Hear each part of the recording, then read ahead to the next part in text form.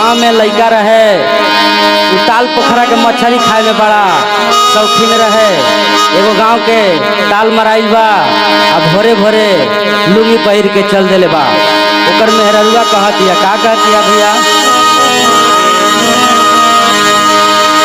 कहेला कि रेडी राख पीस के मसाला हो, लुंगी पहिर के वो भोरे भोरे जाला हो। कहेला कि रेडी राख पीस के मसाला हो, लुंगी पहिर के वो भोरे भोरे जाला हो। खूब मटकाई के कमर पतरी, खूब मटकाई के कमर पतरी, सैया मारेला गड़हिया में गरैया मछरी, सैया मारेला गड़हिया में गरैया मछरी।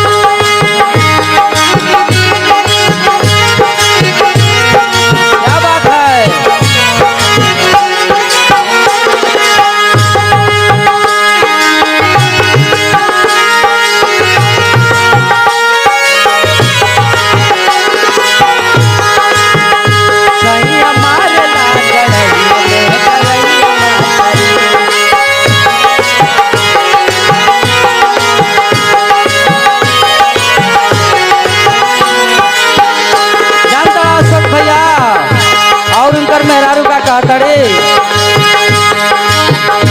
हवा लगाई के खूब टोलिया रे, अगले छटकले तो मुहवा बनावे।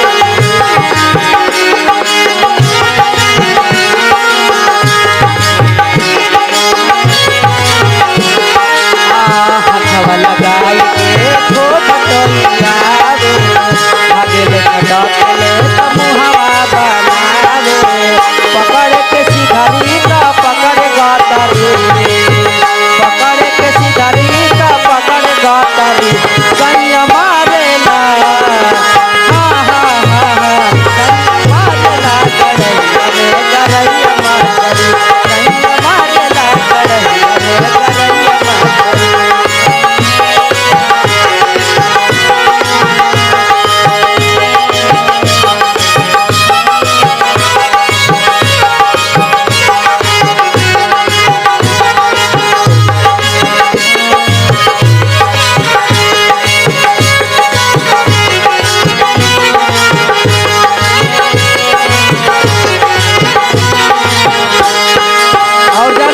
राजू भैया क्या कहते हैं मेहररुआ,